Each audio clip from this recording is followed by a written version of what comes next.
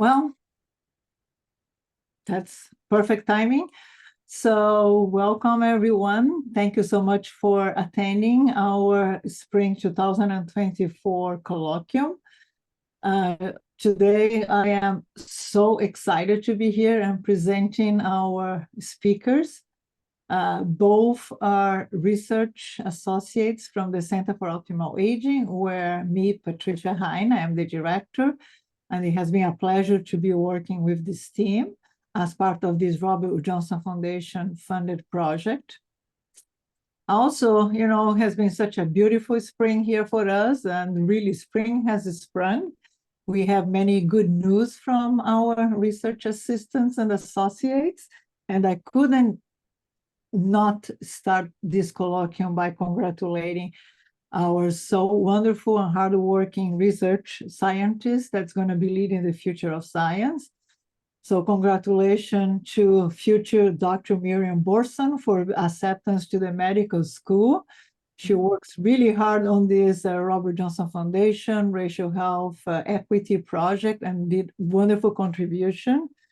I also learned today that our new research coordinator was accepted into the mental health counseling graduate program, and that's wonderful because we do need mental health counselors who are clinician scientists, and we're very excited about that.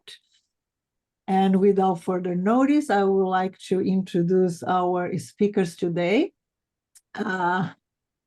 One is Miss Elizabeth Terhune. I know Liz for a long time, since my previous life at the University of Colorado Anschutz Medical Campus, and we have been working together in conducting best practices, evidence, synthesis methodology, meta-analysis, and Liz, with her background Look at this invitation that you are going to learn today, she has developed in so many ways, reinventing herself as a scientist, coming from a basic science, biologist, geneticist, and today being an advocate for health equity and doing such a tremendous work into that space. So Lisa, always is a pleasure working with you. Thank you for all you do for the science and for the center, and we are very excited to see your presentation.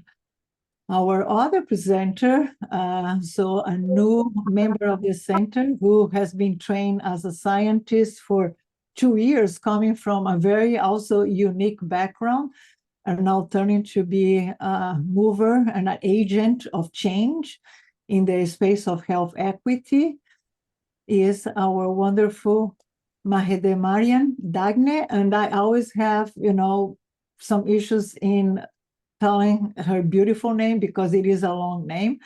So to facilitate the process, she very kindly allowed me to call her he. And so I always call her Mahedeh Dagne, and she as well has been flourishing and every spring doing more of a beautiful work and contributing to the developments, not only from the center, but really moving the science and always trying like to bring what she learns and apply to new areas and present and disseminate in a way that is impactful. So I'm going to ask now Liz to start the presentation. Maybe we can talk more about her. And meantime, if you have any questions, we're going to leave some time at the end for that because they have a lot of. I mean, it was a suggestion I think that he made about just seeing if we could close them. And we're going to ask you, meantime, as you know, this will be good for us to kind of mute. And we're going to really want you to ask questions and contribute, but we're going to like to have our speakers do what they do the best, which is present their science. And if you, meantime, want to talk to us through chat, we have a couple of us from the center monitoring the chat and be able to do that as well. So, but for now, please mute yourself. As soon as our presenters finish to show their hard work to you, they're going to open for discussion, and then we will welcome your feedback. Welcome, everyone, and thank you for being here today. We really appreciate you. Liz? Well, thank you so much for that very kind introduction. I appreciate that so much. So again, my name is Liz. I am a research associate and scientific writer with the Center for Optimal Aging, and I have a background more in basic science. I started out doing more genetics research, working in cancer, pediatrics, and then transitioned a little bit more into the evidence synthesis and aging space. And this project is very relevant to those areas, and it'll dovetail into a lot of other areas that the center is currently working with. So we can pull up the PowerPoint now, if that's all right, and get started. And feel free to either save your questions for the end, or if you would prefer to just put them in the chat as you go, we're definitely going to monitor it. Without further ado, let's get started. So this project is naming, framing, and defining racial health equity, and we will talk about what difference do words make. Okay, next slide. So this project is funded by the Robert Wood Johnson Foundation with some additional support from Marymount University. We have no conflicts of interest to report. So just a short outline about what we're going to be talking about. First, we're going to do an overview of health disparities and health equity and health inequity. And then we're going to go over our umbrella project, which is called Centering Racial Health Equity in Systematic Reviews. From there, we're going to go into our two main projects, which are focused on definitions and terminology of racial health equity. First, I'm going to go over these definitions within academic research, and then I'll transition it over to Mahi, and Mahi will go over public health websites. After that, I think it'll go back to me at that point, just going over conclusions from this whole project overall. And then we'll have a Q&A session and some discussion, because this is really a topic that involves everyone. It's not like, you know, a super esoteric academic concept. It's all words that we use. So we are definitely welcoming different perspectives, even if they might be controversial. We kind of love discussion like that. So definitely feel free to, you know, bring your opinion out. Next slide. So just an overview about disparities in health in the United States. Health disparities are defined by the World Health Organization as preventable differences in the burden of disease, injury, violence, or opportunities to achieve optimal health care. So importantly, this isn't natural differences. So something like differences which naturally occur with different age groups that wouldn't necessarily be considered a health disparity. It's really preventable differences. So among racially minoritized groups, there are higher rates of chronic disease, premature death, decreased access to health care and health insurance, and really worse health outcomes across the board. We were kind of struggling with which statistic to show to illustrate these disparities, because there are so many, whether you're looking at chronic conditions or rates of insurance, any kind of disease, you know, you could really pick one that you want to show. We just picked a few here to show you. So there were a number with the COVID-19 pandemic. COVID-19 also exacerbated many existing disparities. So just as an example, life expectancy across 2019 to 2020 decreased significantly more for Hispanic individuals and non-Hispanic Black individuals compared to white individuals. Although, as you can see, life expectancy did decrease for everyone during that time. That widened an existing disparity in life expectancy. Next slide. So racial health equity as a term is a very old concept, although it's just sort of a new term that's been emerging to talk about it. So over 100 years ago, W.E.B. Du Bois described how race is really a social construct, but has been explained as a biological factor, as a way to justify harming other people. And this is still something that is really important to remember today, and something we'll kind of bring up in the conclusion as well. Around the mid-century, there was a push towards health equity and a recognition of different social determinants of health that can affect people's health outcomes. And one of Dr. Martin Luther King Jr.'s famous quotes was, "Of all forms of inequality, injustice in health is the most shocking and inhumane. In the 70s, there was the concept of this inverse healthcare law, meaning that people who need healthcare the most and who have the most health conditions often receive the least, whereas wealthier people who might need less healthcare are the ones who receive more and more resources. So there's sort of this overlapping of income inequality with healthcare inequality. In the 90s, there was a lot of discussion in these academic spaces about language, equity, racism, and how they're all intersected.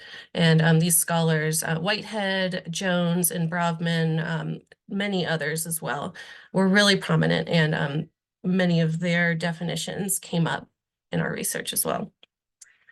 Next slide. So in 2003, there was this groundbreaking report from the National Academies and Institutes of Medicine called Unequal Treatment.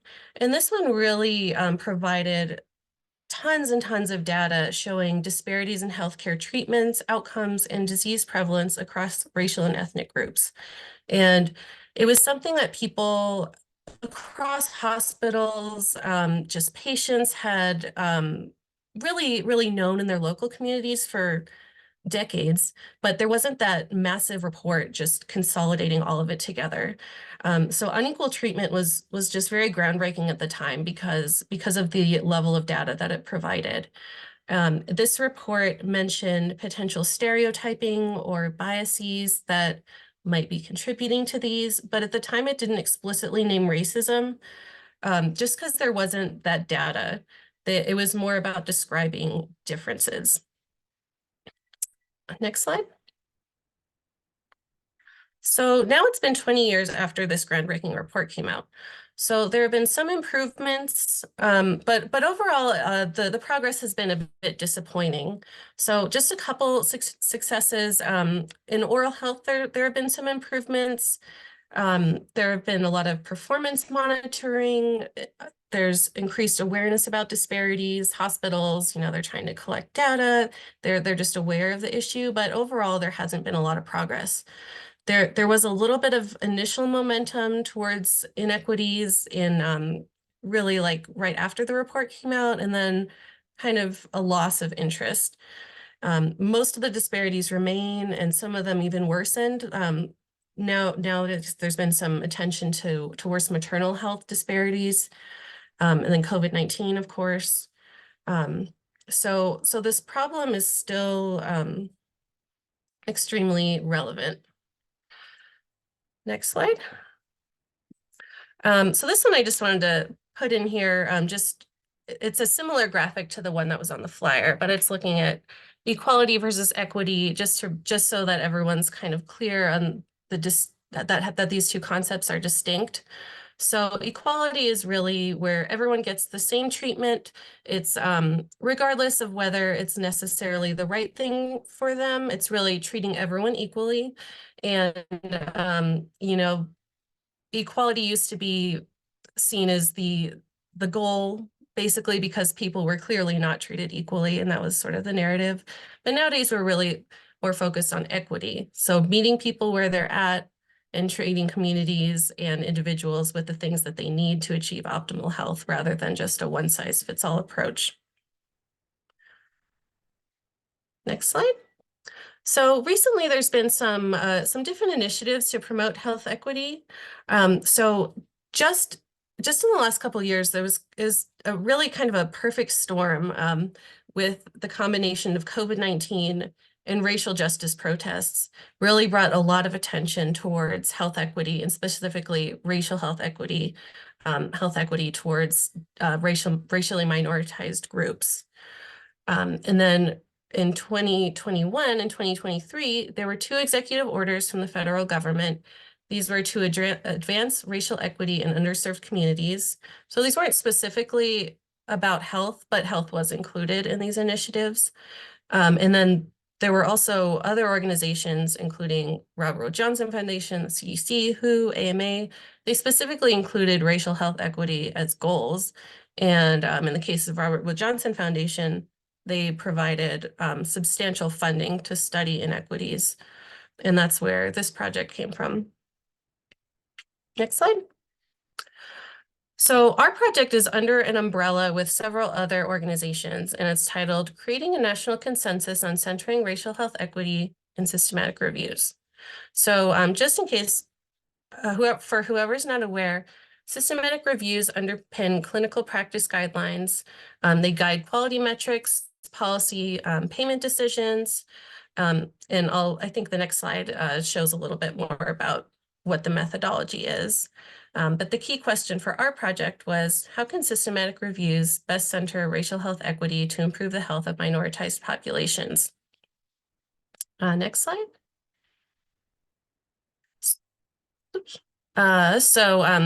Just for the parent project, this one included a lot of different projects about centering racial health equity in systematic reviews.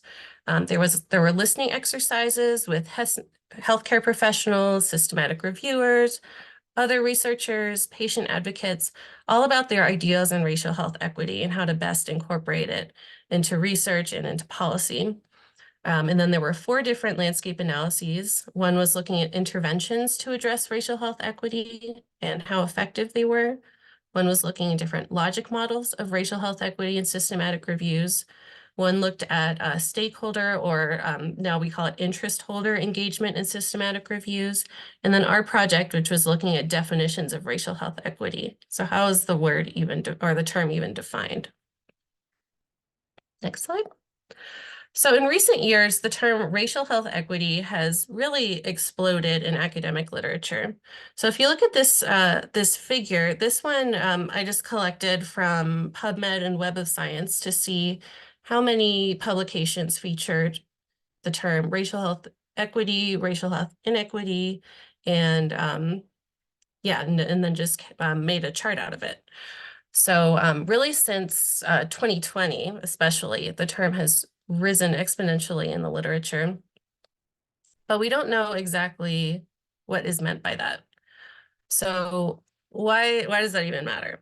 Well, definitions can serve a lot of really important purposes. They can orient a field, and they can determine how resources are allocated. So that's really key, because resource allocation can actually make a difference in people's lives.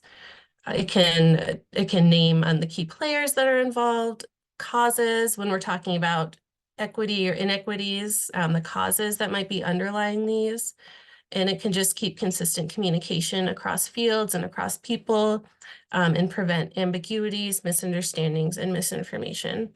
So if terms, especially kind of complex terms, racial health equity has 3 words. So if those aren't defined clearly, then people will just make assumptions about what they mean, and somehow, or there might be misinformation spread about it. So it's really important to make sure that they're defined clearly.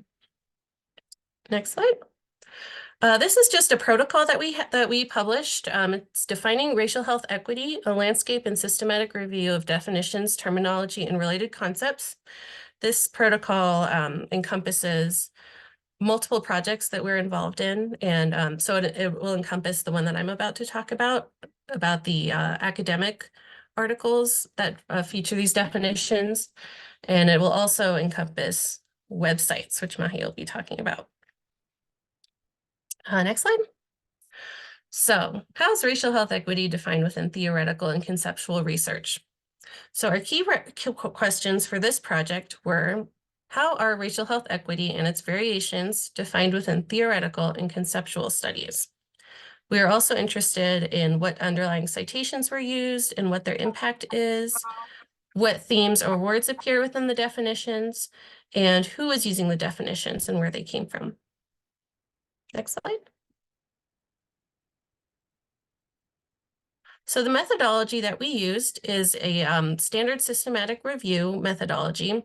We did a database search of different academic articles using what are called mesh keywords to do an unbiased approach to collect different articles that might feature these definitions.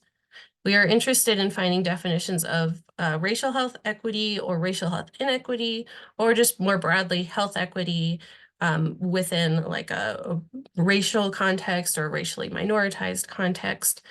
We didn't have any date restriction. And we just wanted the articles to be in English and available in full text to us. We also made sure to do dual screening at both the title, abstract, and the full text level. So that means that 2 researchers looked at all titles and abstracts, and then of those, 2 researchers looked at all full texts that were included. Okay, so of the included articles, we had a pretty complex data extraction form or series of forms, I guess you could say. We used a REDCap database, which is a secure online database where you can collect all kinds of data and also generate figures and summary statistics. We collected definitions for racial health equity and inequity, racial health disparities, health equity, health disparities, race, all kinds of other words too. But specifically, our inclusion criteria was just for the racial health equity and inequity definitions or health equity. We also collected just general information about the journal, authors, the institutions, and the year. We collected information about the study design and the methodology, and then any references that were used within the definitions. So we just did some standard summary statistics to summarize the kinds of basic like demographic information that we were getting. We did a thematic analysis of all of the definitions that we collected just to figure out what major themes were coming out of them as a way to kind of distill the information that we were getting. We also did a sentiment analysis, which is a machine learning algorithm to basically assign negative, neutral, or positive values to each word. And that way it just kind of tells us, like, is there an overall negative sentiment or a positive sentiment to these definitions? Because that can kind of affect how people are thinking about them when they read. We also collected, we did citation mapping. So we collected all the citations that were involved. We wanted to see which ones were shared or if they were distinct.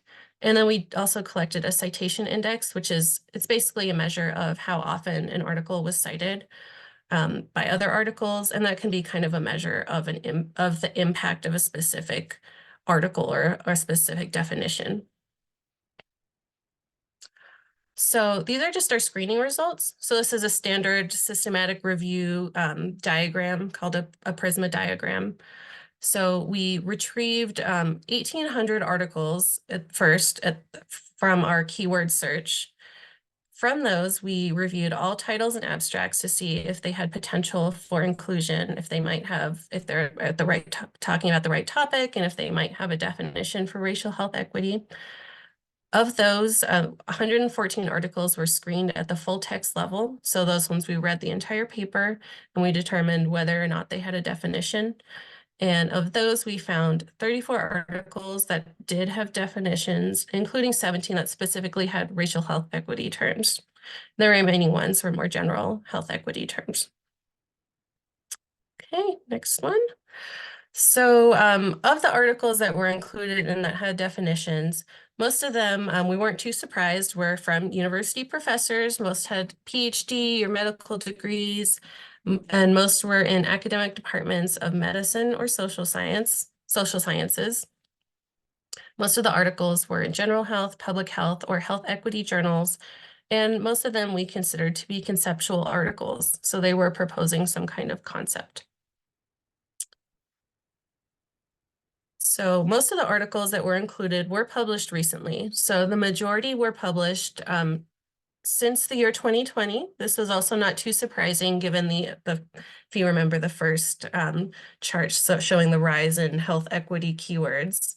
So this one was pretty similar. There were a couple of older articles though that were included. So I thought that was interesting. We were able to find some definitions that were older as well. So first, I just wanted to start just to give you an example of the kinds of definitions that we included. I'm not going to read this entire thing, but just to highlight a couple of key concepts. So one says, Brovman and Gruskin defined health equity as the goal of eliminating systemic disparities in health or in the major social determinants of health. Another one mentions, structural racism is the fundamental cause of racial health inequities. that disproportionately affect minoritized racial and ethnic groups and result in greater unmet social needs and risks than in white individuals. Next slide. Another one says, racism is the fundamental cause of disease and the strange but familiar root of racial health inequities. Another one says, racialized persons and groups have differing social determinants of health, e.g. racial discrimination in employment, education, housing, etc., due to race as consequences of systemic marginalization. Okay. Another says, racial and socioeconomic health inequities persist because of social factors that involve access to resources. Another one says, racial inequity refers to inequitable or unjust outcomes by race. And one more says, racism can influence racial disparities in health through residential segregation, differential access to high quality medical care, and the stress generated by the subjective experience of discrimination. Okay.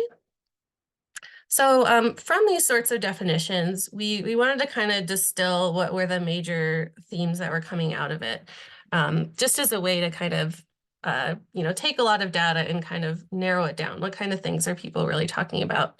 So we did a thematic analysis, and some of the main themes that we saw coming out of it were racism was one of the top ones, and then social determinants of health.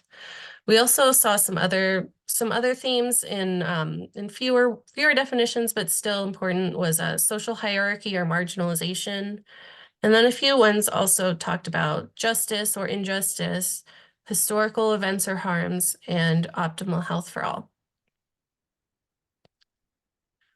So for the sentiment analysis, overall, the definitions had a negative sentiment, which I thought was kind of interesting. I kind of expected, a concept like racial health equity to perhaps be positive or neutral, and inequity to be negative. But overall, they were kind of all negative, at least according to our analysis. And I thought that was kind of interesting. So of the 17 racial health equity definitions, 13 cited another source and 4 didn't. And 5 did cite that 2003 unequal treatment report that we mentioned at the beginning. So that was kind of interesting, just because it was showing that even though this report was 20 years old, it's still extremely significant and important to modern discourse about racial health equity. All the other citations were unique and they weren't shared between any of the other ones. Next slide. So overall, from the academic articles, there was a lack of a shared racial health equity definition. There was just a mix of different language used, a mix of citations, mix of uses, although there was a limited consensus on some themes. So racism and social determinants of health in particular were the most prominent. But a limitation of this work was it was just looking at academic articles. So these were really written for researchers and by researchers. They were, academic articles are often behind paywalls, and they're only really available if you have access to a research library, like through a university. So for the next project, we really wanted to look at information that is available to the public and used more often by the public. So with that, I'll turn it over to Mahi for her project. Thank you so much, Liz. Hi, everyone. My name is Mahadra Mariam. I'm a research assistant with the Center for Optimal Aging. It's very nice to meet you all. Just to give a brief overview about our research, it was to look at racial health equity and the definitions within public health organization websites. You might be wondering why our website review is important, and one of the things that we came across was the digital transformation of healthcare. We now have patient portals where it's easily accessible to have your healthcare information on the web, and there has been a significant rise in digital knowledge, and due to the COVID-19 pandemic and most in-person visits or places being closed, there was a huge surge in access to the internet and using the internet as a source of information. But within these strides and the significant change, there's also a factor to put in, which is that websites are not peer reviewed. Anyone can create a website and it would be accessible. Sometimes you can even boost a website as long as you have the funding.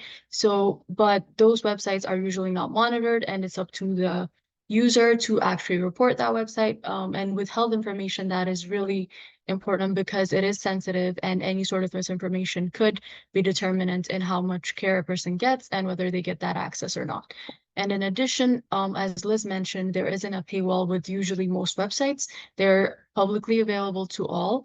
So with the lack of research articles being that easily available, it would be more prominent for people to go to websites. And here you can see that there is a huge misinformation about the COVID-19 pandemic. And this is like research that showed that inverse transmission mortality, 24% misinformation was aggravated to social media and online platforms. And this is actually a picture one of our colleagues took while they were at a conference in London. Someone was had a sign and they were saying, "Say no to mRNA vaccines." And we've seen how social media has a significant impact in the spread of misinformation. So with these factors, it becomes really critical to review how public health websites, which are more or less more trusted and are government owned, are sort of handling these topics and talking about them with the public. So with that in mind, we looked at prominent public health organizations. So we define prominent public health organizations as well-established organizations that are essential for guiding public health. They have a publicly available resource of health information. They're also very important in promoting and informing the health of people. And they're also the ones that provide best practice recommendations and guide how people take care of their health. And here you can see we did an actual traffic search on the US database for government health websites, and the National Center for Biomedical Service Information was the highest viewed, and we can also see the CDC, Medline Plus, FDA as major sources of information. So we use this for our data collection as well. And the second question I believe you would have is, why is racial health equity important in public health websites? And that is because, as Liz mentioned, it has become there was a United States executive order in 2021, again in 2023, to advance racial health equity. And health is a significant factor of making sure that racially minoritized groups get access to the healthcare that they need. And with that in mind, we wanted to see how public health organizations are talking about this public health priority and what are some of the information that's available. And if it is available, then what can we find it easily? So if a person goes to a website, can they access that information easily? And then our third question was, what are the common themes across the definitions, sentiments, and the citations that have been used as well? With that in mind, the methodology we used, we had an inclusion-exclusion criteria. Our inclusion was credible public health organizations that are well known, like the CDC, WHO, and we also looked at government, national associations, professional societies. For the scope of the study, we did exclude commercial websites, state health organizations, universities, and hospitals. We looked at the websites, whether they contain the terms racial health equity and the various iterations, and also if they had a definition for it. We also limited our search to US-based health organizations or organizations that have a significant impact in US healthcare, like the World Health Organization. And we also limited our study to English. We also had a dual screening to assess the credibility with a different research. In order to assess the findability, which is the ease of finding the information on the website, we developed a 3-step process. One is we search through the initial homepage, which is if you go to a website, can you easily access the information about the different terms? Step 2 was browsing the key terms in the search bar and searching for the information on each links. And third step was searching through reports and pages to review if this information was available. And then we developed a classification for the findability, which scaled from very easy to very hard. If the information was easily found in the first step, we classified it as very easy. But if we had to search the reports and pages and we couldn't find any definition, we classified it as very hard. Our results indicated we were able to identify 119 websites and reviewed them. 51 were excluded because they didn't meet our inclusion criteria. Some were websites required memberships, some were university centers, and some were fairly new, so we couldn't access as much information as we wanted. 69 contained terms related to racial health equity, but out of the 69, we were only able to find 38 websites that included definitions. This is sort of a chart to show the comparison between how many websites actually included the terms and how many defined them. And it's very interesting to see that a majority of the websites would have the term, but they wouldn't actually provide a definition.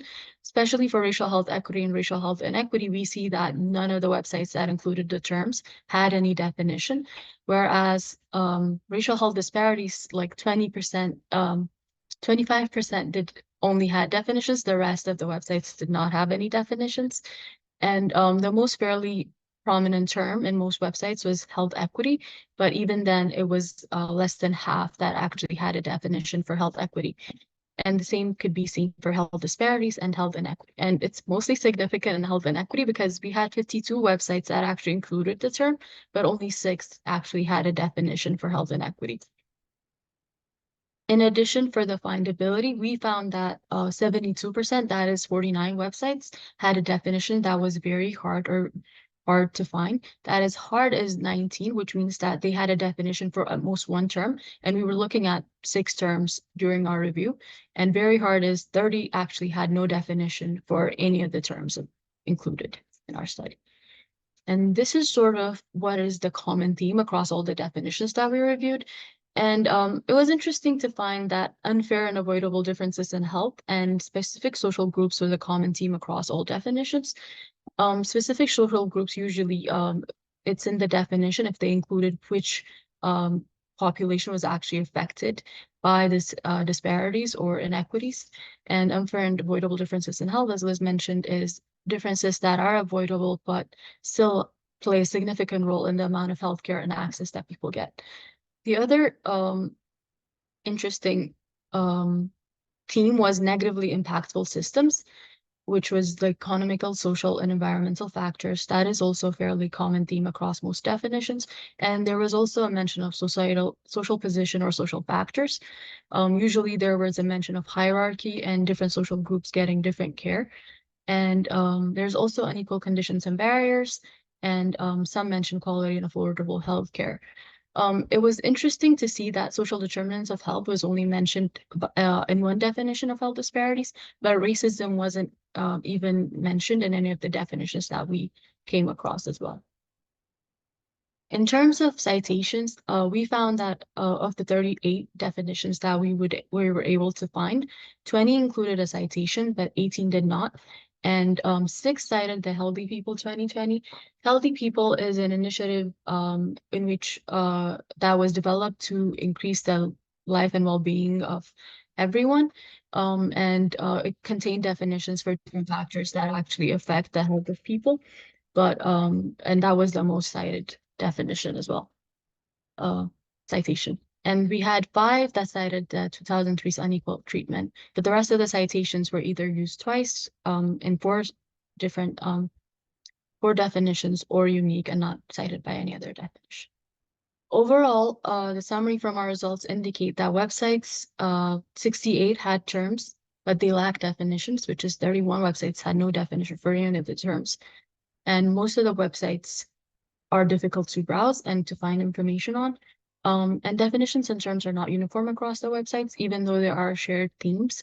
The words used and the things that were addressed were different in the websites. And when presented, definitions also lacked evidence, or sometimes in the case of Healthy People 2020, there is a Healthy People 2030 that has been updated, but most of the websites haven't necessarily updated with the new version or iteration of the citation as well. And it is critical to note that ensuring findable information and definitions is important, since public health websites are important in their trusted evidence informed. They're important for trusted evidence, informed decisions, and better health. So ensuring that these information is available on public health websites is quite important. And with that, I'll hand it off to Liz. We did also do a review of a couple other terms, and she'll go a bit deeper into our findings. Thank you so much, Mahi. That was great. So we're just going to go over a few more things before we get to the Q&A, and then we can have a nice discussion if anyone has anything to bring up. So one more thing that we were interested in is how is race or racial defined within the included articles and websites? So today, pretty much all scientists agree that race is a social construct. It's really just socially defined based on a narrow set of shared physical attributes. So with the sequencing of the human genome, that really proved that there's no specific signature to indicate that anyone belongs to one specific race or another. But the general public has more of a varied understanding of what race really is. There's still many myths that persist, even amongst physicians. One of them, the very infamous Black people are less sensitive to pain. There's a number of other ones, which we don't need to go into. But there's still very prevalent misunderstandings that race is innate or biological, and that's still used to justify health disparities today.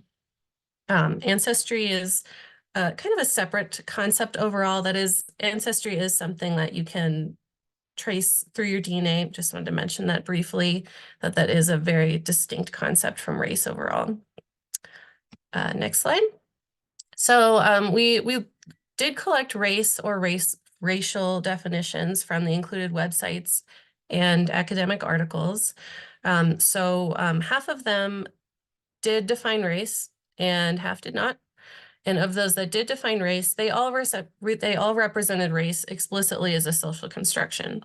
So we thought that was interesting. It was explicitly mentioned and defined as a social construction. Most websites overall didn't include any different definition of race one way or the other. And among those that did, they also defined it explicitly as a social construction. Next slide. So we just wanted to mention social determinants of health. That was another important theme in the academic articles. Social determinants of health, some of you I'm sure are familiar, but those are social, economic, environmental, and community conditions. They are conditions and environments where people are born, live, work, play, worship, and age that affect a wide range of health, functioning, and quality of life outcomes and risks. So that was a very prominent theme in the academic articles, but not necessarily in the website definitions. So there is sort of like a difference in between these two projects of how they were presenting racial health equity. So now I just wanted to kind of tie the two projects together before we end this. So definitions are really important overall. Confusion can lead to misappropriation of resources and misunderstandings. And if we don't explicitly say what we mean with new concepts that are coming up, the vacuum will be filled one way or another, whether it's just with assumptions in people's minds or perhaps other voices that are defining things in maybe a less than informed manner. Race is something that is particularly misunderstood with the public, and then a definition can change the focus and imply reasons behind inequities. Overall, racial health equity as a term is rising exponentially in the literature and in websites, and disparities are still extremely prominent. Overall, we saw a lack of a clear definition or an adoptable definition. There were a few themes that should be considered when potentially creating a new definition, especially in the academic space. Racism and social determinants of health were very prominent. And racism is something that should be considered when proposing a new definition. So our recommendations at this point were to develop a universal and adoptable consensus definition for racial health equity that people can use. And within articles that are talking about racial health equity, to clearly define what race is, because misinformation is still very prominent.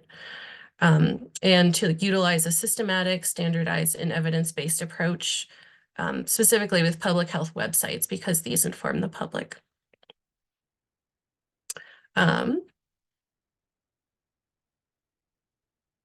Yeah, wasn't sure if we wanted to go into this, but for now, we did have a potential concept map that we were interested in, that we were kind of playing around with, trying to tease apart what was meant by each term. So for racial health equity specifically, we thought the underlying themes when you're talking about health, or racial and health and equity, were a clear understanding of what race is as a social construction, optimal health for all, plus anti-racism, whereas in inequity, racism would be included.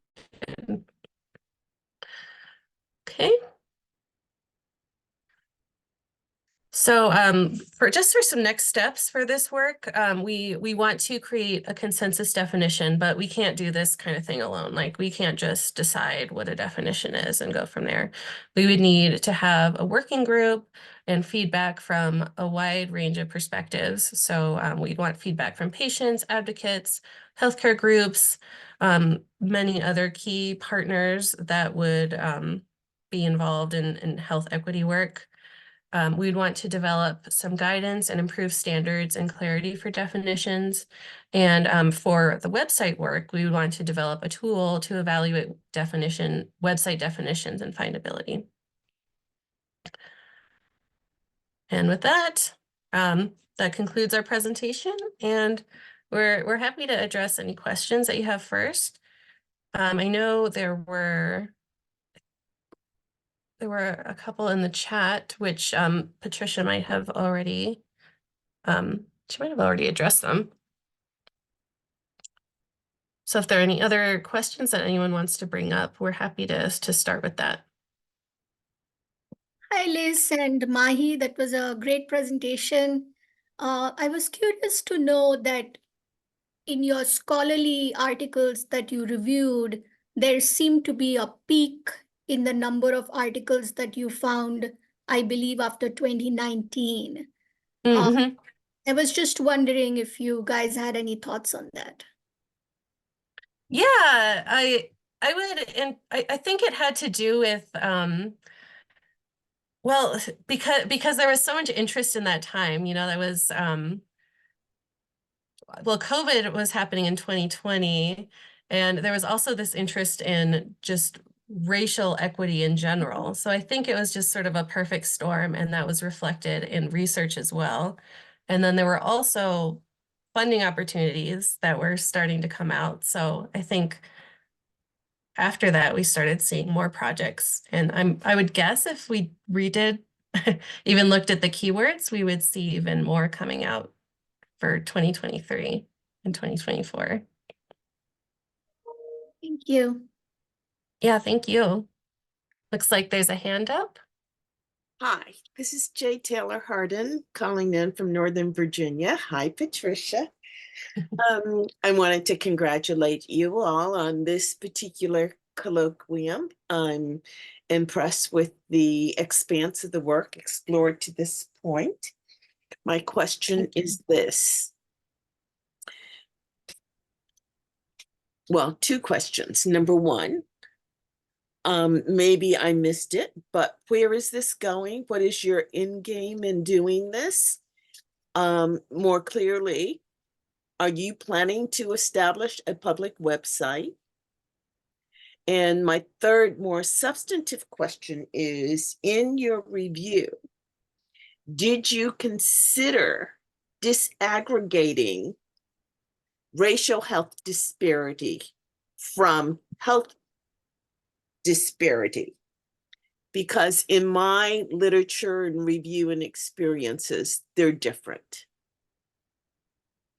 And I think we need to be very, as you have inferred, we need to be very clear about our concepts and help people to clearly understand. And sometimes I believe conflating the racial health disparity with health disparity may be a little bit of a challenge when we're trying to help the public. And I believe public and health professionals really to be clear about where we're going. So I'll stop at this point and wait to hear your responses and your thoughts. Thank you. Oh, thank you so much for the great questions. I think I got 3 different questions. I wasn't sure, Patricia, if you wanted to start or Mahi. Well, I can start like from the work. So we started that as a small project. We were just like first evaluating definitions. And then as any new project, once you start to dig into, you just start to look at like find more of the gaps, and then you start to look advance to other areas that are complementary for you to be able to do. So it was never our intention to come up with a new definition or feel like there was a need. But as we start like to look more and more into the literature, more and more look into like how we are communicating, how we are talking about some of those complex problems, we realized that definitely there needs to be like a more of a common language and an agreement. And so moving to creating a consensus, a task force, that's what we're going to be proposing for our phase 2 project. And hopefully, if it's going to be accepted, we already know who we're going to be recruiting, Taylor, to be part of our group. And so that's going to be really important, this next step, because this was very exploratory. Let me see the other question about, and we talk extensively like about, how the words play, how, these combinations, who is combining the words, like who make those decisions. And so we still are not sure, like if you're going to ask who started this and who started like to play with these words and, put those concepts together. That was my first question, like who started? What was the idea? What was the intention? We cannot answer because there is no way that we can trace that, even though we try it. But definitely there are implications, and you are correct. So there is that knowledge that once you combine those terms into using 2 terms into that spectrum of knowledge, is going to have a different meaning. And definitely we're going to explore more of that. We are also, for this same project, from the Pairing Grant, where our large group identified 157 interventions targeting racial health, equity, or inequity. So we are now looking into those papers and look like how they define, how those frameworks were built to make sense into those experiments that were based on intervention.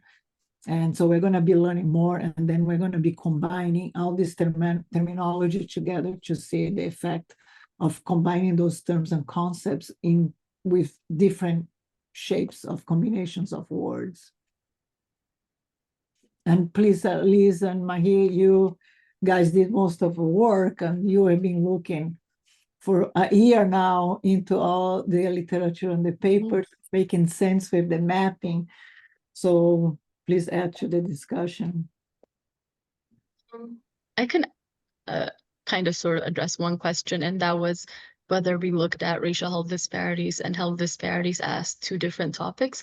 And one of the things we initially did when we kind of started the project was to look at what racial health equity is made, the terms racial health equity is made of, and that was race, health, and then equity. So we kind of tried to look at the definition from all 3 aspects individually.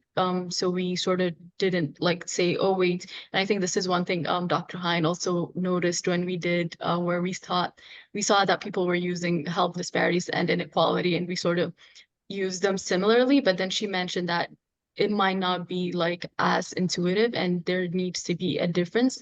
And we just like, even if they're using it to say the same thing, we still need to collect that data and report on it, because there might be instances where they're different and we can't make that assumption. So that sort of like led into us dividing each one and kind of looking at everything separately so that we can get a better understanding. And that's sort of why you see when we're presenting, we sort of try to like divide them up and kind of talk about them separately as well. But I don't know if I missed anything. Please let us know.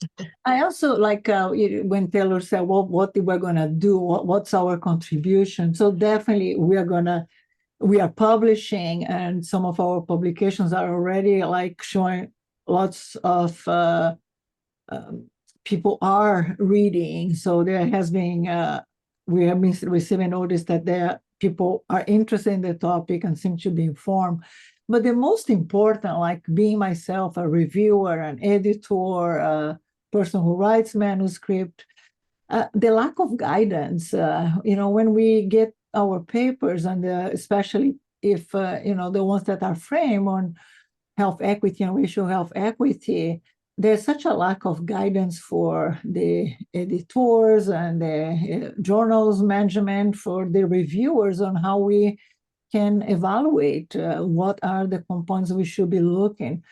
So creating some guidance, some tools that can be used and can serve into the journals to really push the envelope to increase the quality and the reporting, and make sure it is unbiased, make sure like there's a systematic approach for us to be reporting and to really address health equity in a way that is of high quality and fair. It's so important. I think that's really where it's going to be break to the science. We can push the researchers to do, better science. But when we are reporting, if it's not also being at the same level and the request at the journals and the reviewers, we are not going to see that improvement in the final report. So we have to also be sensitive that the final product is the information that's going to go to a website or to a paper, and that there has been a lack in terms of how we are reporting, and a systematic approach in reporting the evidence and the results of our studies.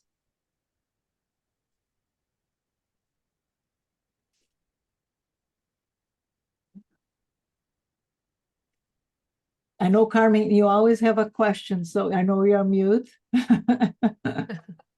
Carmen, are you still mute?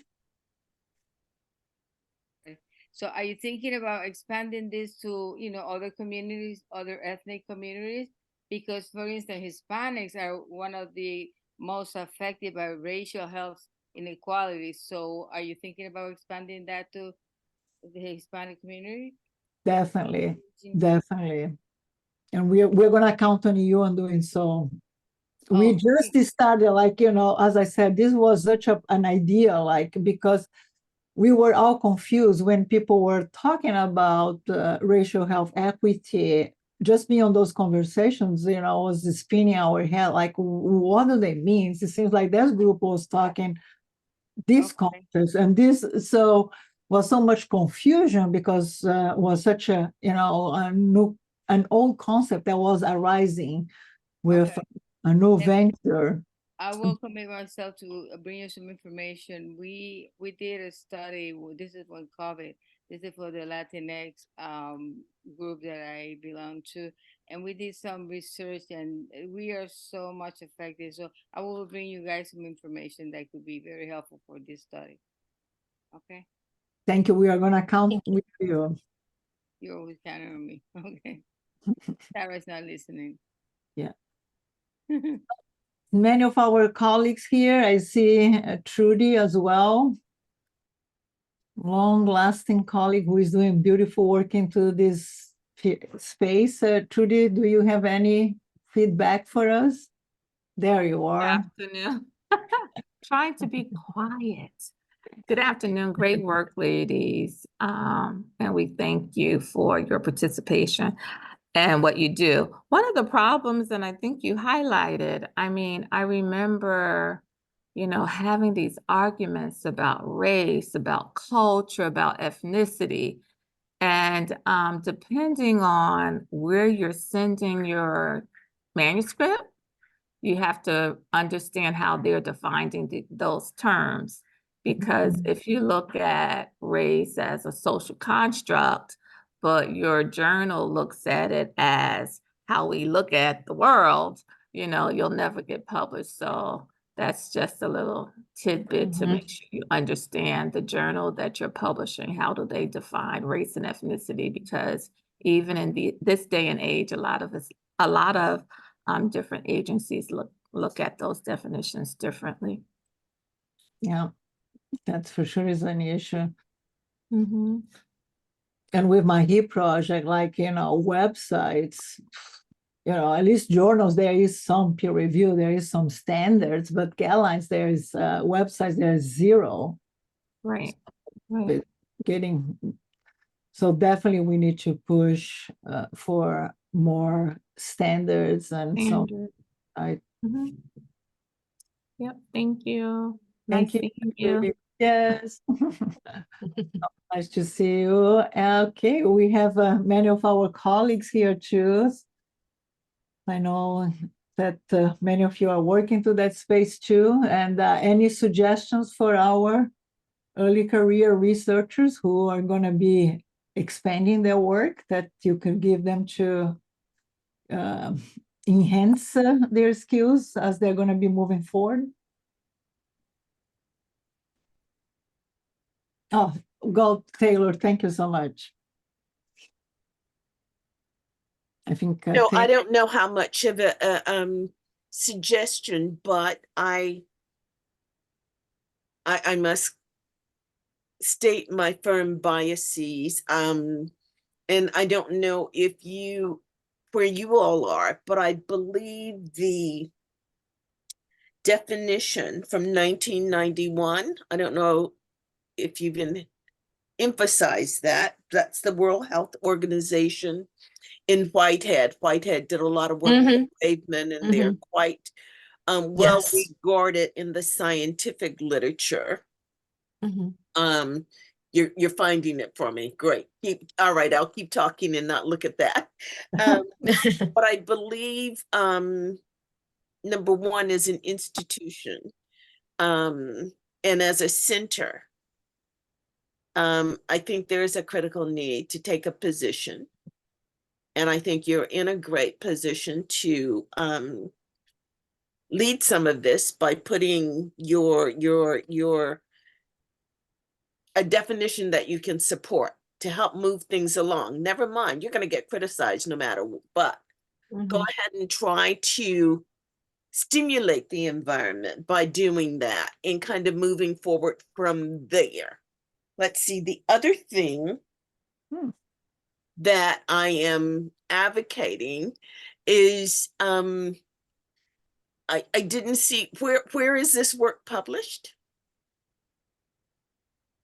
I mean, I'm assuming it is. And first paper, we still, one Mahi is completing, is gonna be submitted, I think, next week. So it's in the Journal of Clinical Epidemiology. okay. All righty. And so I would say broadly across fields to the extent possible. Patricia, I would love to see something in the gerontologist as we continue to move this forward. But I would say that would be the start. But use your platform such that as people are searching, get your website out there for the center with these kind of definitions. I'll stop there, but exciting and looking forward to next steps. Thank you again. Thank you so much. Thank Yes. you. The next, so hopefully, and we think like they are enthusiastic about it, to form a working group to work on the definition. And so I think that will be the way to go in terms of having, a consensus and having a committee that has a representation for us to be able to look into that with more rigor and also with more political weight, which is going to be necessary if we want to really move the field forward and start like to disrupt some of those old ways that we do things and creating guidance for the journals and for the websites that talk about public health. I think that's going to be super important. But definitely, I will take your suggestion for us to use our platform since we have one, to start like to bring that up and start to inform the public, which it is so important because many people don't have access to journals that you need to pay a fee to have a journal, or even hard if even those open access sometimes are a little challenge for people to get into. Yeah. You know that well, I only know stuff about gerontology, so we should, well, you should consider perhaps something in AARP if they might be amenable to that. But trying to get to the popular side where, again, it's not hidden behind a fee. How we There is a fee with AARP, but it's a membership fee, but you reach a nice audience, I believe. uh, that's a good suggestion. And I am sure there are others that, you know, we could start even considering what publications are here in the DMV that might welcome. I mean, you know, we've got journalists everywhere that are interested in these topics, so somebody might be willing to pick up a piece. Okay, that's a very good suggestion. Yeah. Well, you know, this project, it is it's very large. We didn't talk, so our committee, it's a national committee that we call the interest holders. So we are always open for anyone to collaborate. This is supposed to be, belongs to everyone, be representative, equal. Anyone interested, please contact me. And we need everyone. We need many hands, many brains, many hearts. There's never enough to change the way that we do things and to improve the health for all. So anyone is welcome to participate. We passed the time. Well, you know, great work. Our early career researchers, they did awesome. That's a very tough position to be, very difficult challenge topic, and you guys did great. Thank you for all your beautiful work, Trudy. Thank you for always being so supportive. Looking forward to see you soon at the NEMRI. Dr. Taylor Harden, you are my mentor. I am your big fan. Thank you for everything that you keep supporting and doing for the center. And I hope to hear from everyone soon. Thank you for coming today, and have a wonderful, the sun is out, evening. Hope you're going to enjoy the eclipse and have a loving rest of the week. Thank you. Have a great week.